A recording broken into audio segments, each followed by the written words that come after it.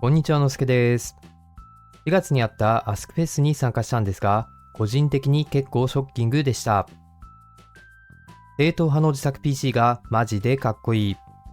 今まで変わった自作 PC ばかり作ってきたので、正直正統派の自作 PC にはあまり興味がなかったのですが、考えを改めることにしました。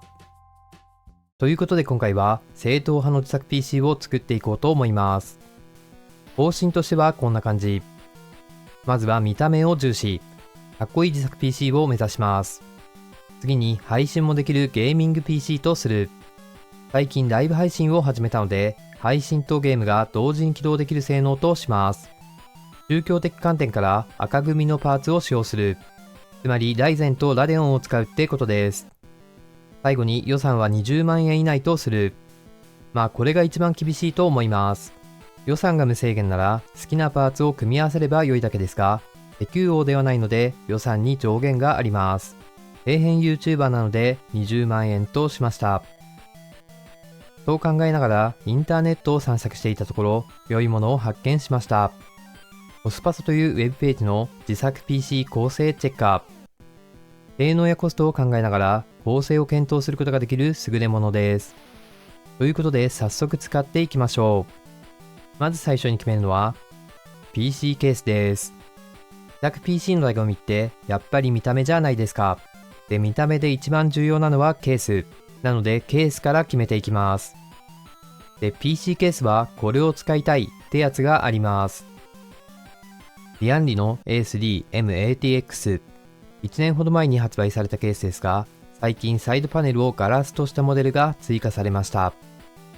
で、このケースの何が良いのかというと、小さい。最近流行りのピラーレスケースはかっこいいんですが、デュアルチャンバーになってしまうので横幅がでかい。約 30cm となると机の上に置くのに躊躇します。それに比べてこの A3M-ATX はコンサバなレイアウトですが、横幅が約 20cm。机の上に置くならこのぐらいが限界だと思います。あと、コンサバなレイアウトと言ったんですが、電源はフロントパネルの裏に置くことになるので、高さも 30cm 程度に抑えられています。それでいて 360mm のラジエーターと 415mm までのグラボに対応しているのだから、かなりよく作り込まれたケースなんだと思います。ということで、ケースは A3M-ATX に決定。価格は 17,000 円なので、ちと高いですが、今回は見た目重視なので、やむなしとします。次に検討するのは価格が高いところから。グラボです。グラボに対する要件としては、ゲームをしながら配信ができること。コスパソにはグラボの選び方のページがあって、それを見ていくと、多くのゲームでフル HD60fps を出すためには、パスマークスコアが1万以上あれば良いみたい。さらに動画のエンコードをする場合には、パスマークスコアが1万6000以上。生成 AI を利用するには VRAM が 12GB 以上あった方が良さそうです。ということで、これらを考慮してグラボを選んでみます。GPU のボタンをクリックすると、こんな感じでグラボの一覧が表示されます。赤組なのでベンダーに AMD を。パスマークスコアは1万6000以上。メモリは 12GB 以上を選択して、安い順に並び替えるとこんな感じになります。条件に合致していて一番安いのはアスロックの RX7700XT チャレンジャー。59,000 円。グラボはマジで高いです。同程度の価格でサファイアの RX7600XT ゲーミングがありますが、これはメモリバスが128ビットの廉価版なのでコスパが悪いです。1万円ほど高くなりますが、3連ファンを搭載するアスロックのファントムゲーミングも選択しておきます。両方とも厚さは2スロットなので、ケースへの搭載も問題なさそうです。次は CPU を検討します。CPU はどのくらいの性能が良いのか、ChatGPT に聞いてみるとこんな感じ。ゲームをするだけなら6個あれば十分なんですが、動画編集や 3D をやるなら8コア以上が良さそうです。ということで CPU のボタンをクリックして一覧を表示させます。メーカーは赤組なので AMD を選択。今後の拡張性を考えてソケットは AM5 を選択します。8コア以上の CPU にしたいので、シリーズで Ryzen 7を選択して、安い順に並び替えるとこんな感じ。条件に合致していて、一番安いのは Ryzen 7 8700F。なんですが、8000シリーズはグラボ用の PCI Express が8レーンしかないので今回は除外。なのでグラボ用の PCI Express が16レーンある7700無印が最安となりそうです。あともしかしたら予算に余裕があるかもなので、最新なのにやたらと安い 9700X も候補に入れておきました。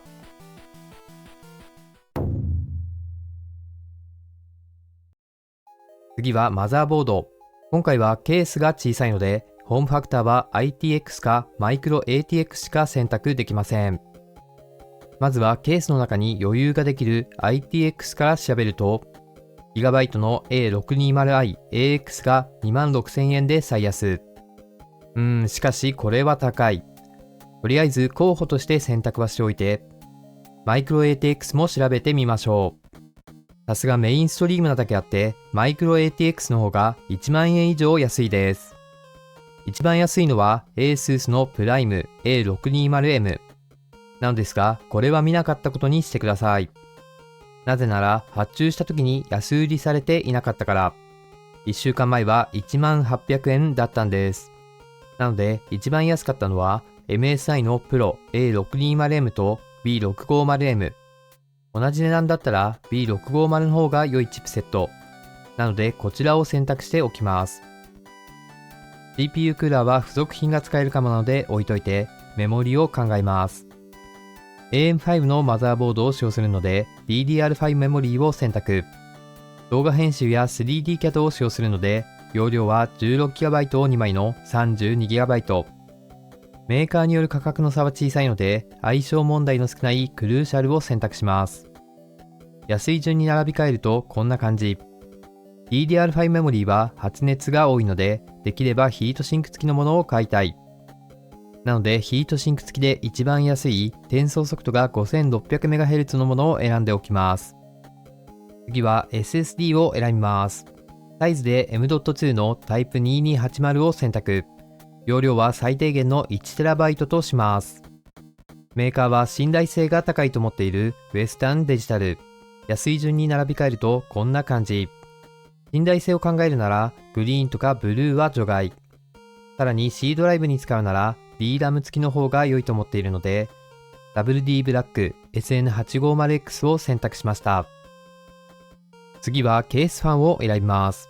今回は下から吸気、上から排気を考えているので、通常の流出方向の3連ファンと反対の流出方向の3連ファンが必要になります。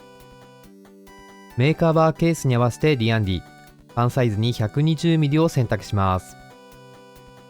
さすがリアンディ、高い。ですが今回は見た目重視なのでメーカーは揃えたいところ。あとは好みの問題。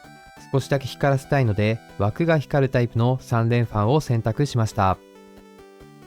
ファンだけで25,000円。最後は電源です。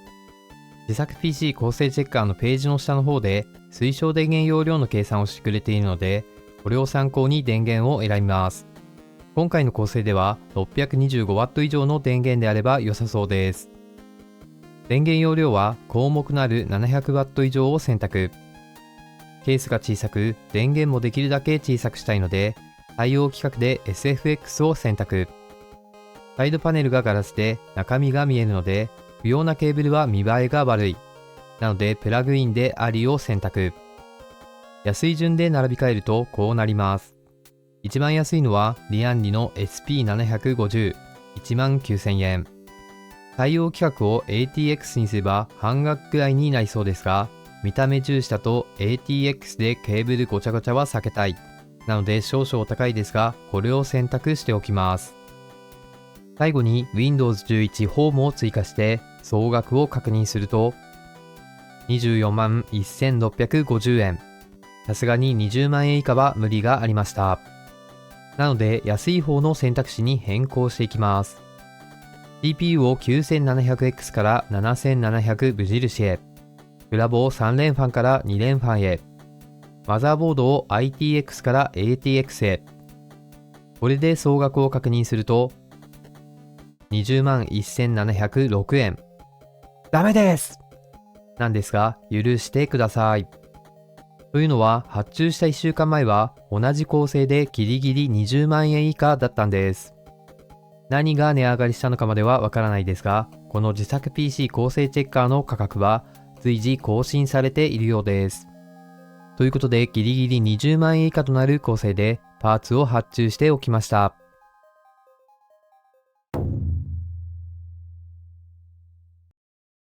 1週間ぐらいでパーツが揃いました。今回のパーツを並べるとこんな感じ。これが総額20万円です。ということで早速組み立てていきましょう。まずはケースから。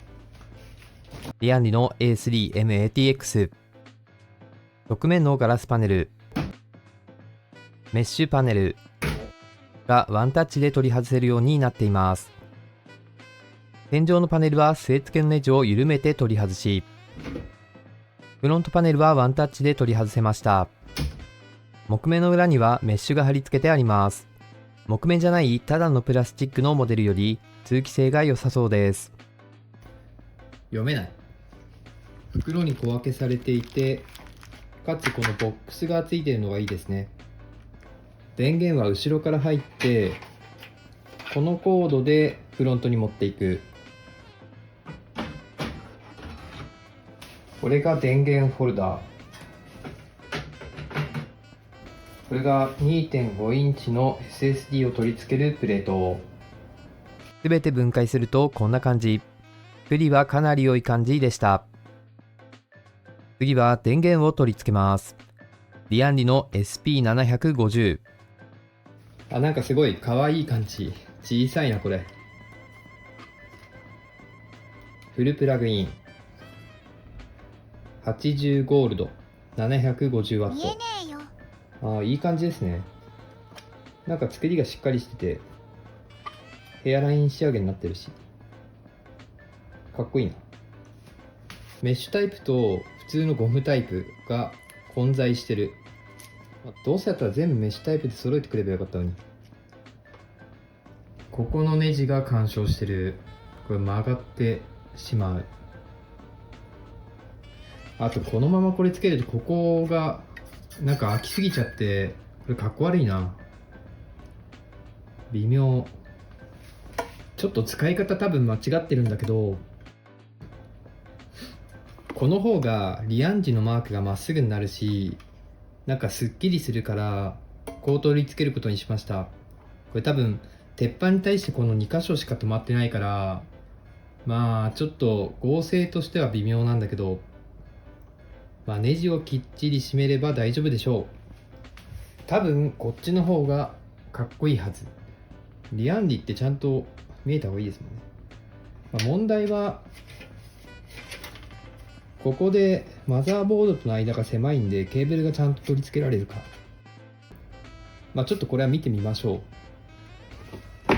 次はマザーボードの取り付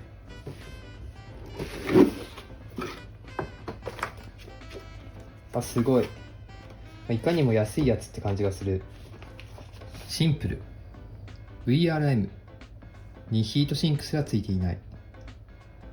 M.2 が1枚だけか、これ。裏にも M.2 はない。そういうこと？ M.2 が1枚だけか。メモリーも2枚しかさせない。すごい。これ見て。若い人知らないでしょ。PS2 って言うんだよ、PS2。こんなのあるの、すごい久しぶりに見た。いっか。CPU は Ryzen 7の7700。この三角がついているところをマザーボードの三角と合わせる。で、置くだけ。で、蓋を閉めて、レバーを下ろす。メモリーを取り付けます。メモリーは2スロットしかないから迷いようがない。切り欠きの位置だけ、気をつけて、メモリーを挿す。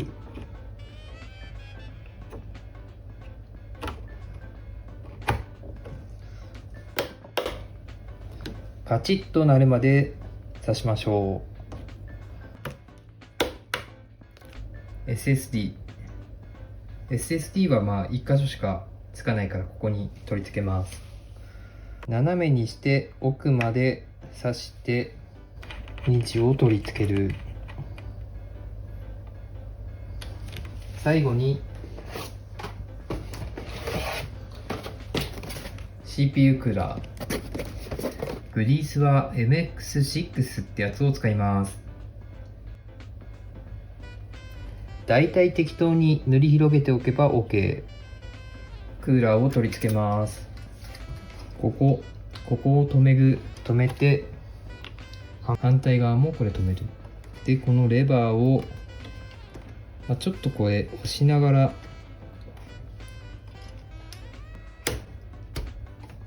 止めればこれで OK。 CPU ファン位置がここにあるんで、このケーブルを CPU ファン位置につなげておきます。こんな感じで少しケーブルがいろんなところに見え隠れしちゃうとかっこ悪いんで、見えないようにちょっといろんなところに絡ませて取り付けておきました。ここに RGB のジャンパーがありました。なんでARGB 用のジャンパーの線を使おうと思います。表に配線を通すとたるんでかっこ悪いから裏に配線を通しています。これで、マザーボードの準備は終わり。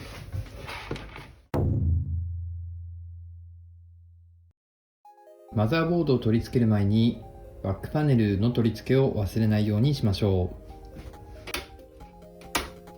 う。マザーボードを取り付けます。このマザーボードと下のところの隙間がかなり小さい。あとこれファンをつけるときにここのジャンパーが多分コネクターを先につけないとうまく取り付けられないと思います。ケーブル類をつけていきます。24ピンから CPU の4ピンコネクターを次に挿します。見えねえよ。次にフロントパネルの配線をします。穴の位置をよく見ればどこのジャンパーに挿せばいいのか分かるんで、この穴の位置をよく見てください。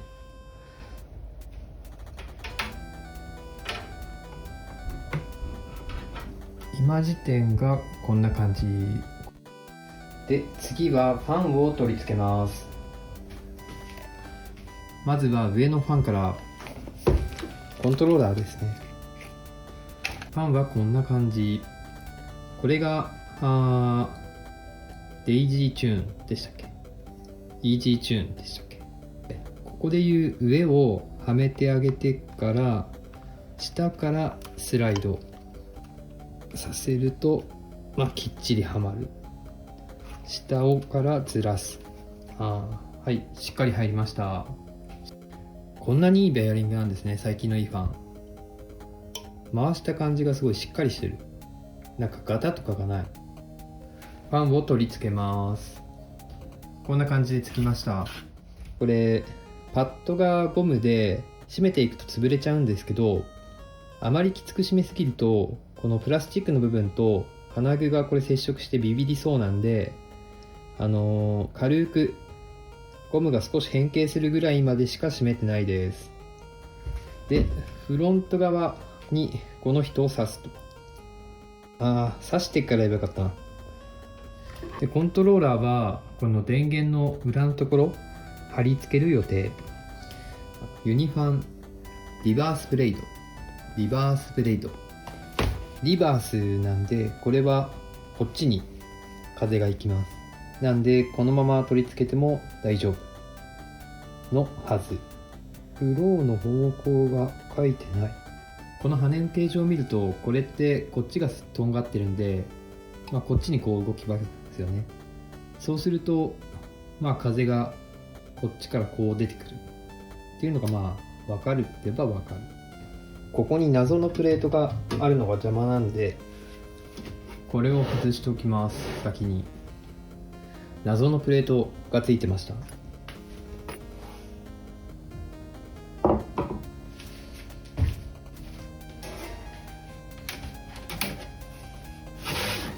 まあ大丈夫だな。こんな感じ。スペース確かにマイクロ ATX だとちょっと狭いですね。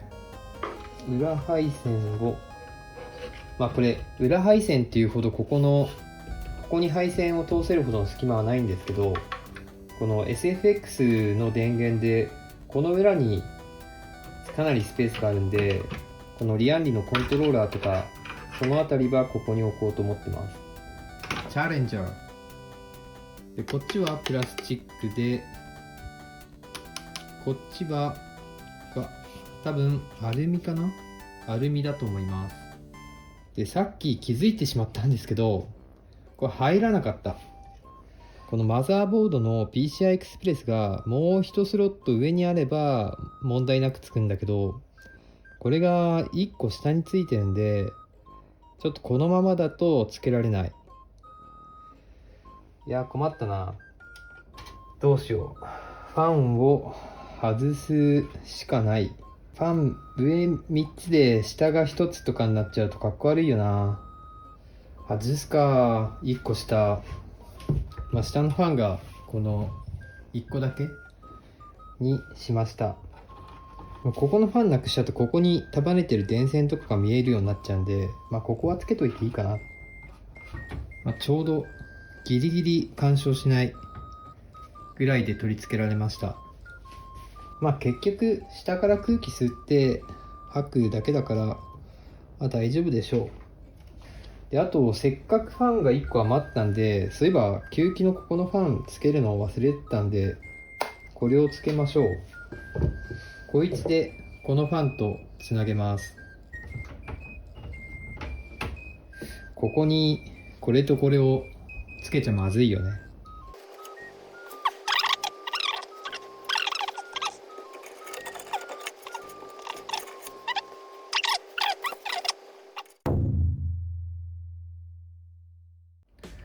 とりあえずできました。できるだけこの電源の裏のスペースを使って配線を束ねています。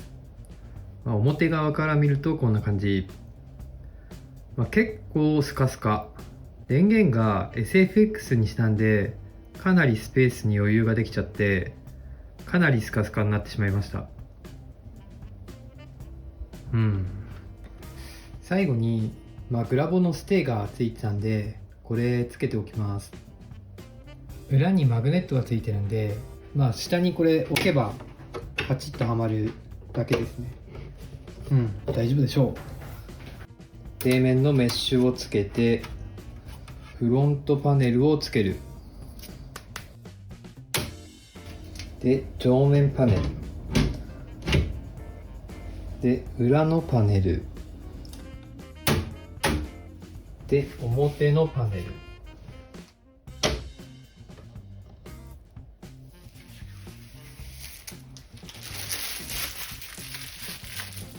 こんな感じです。スイッチはここ。光った。あれ？こいつだけ光ってないな。なんでだろう。接続が悪い。BIOS も無事入れました。Windows 11をインストールして、各種ドライバーもインストール、設定していきます。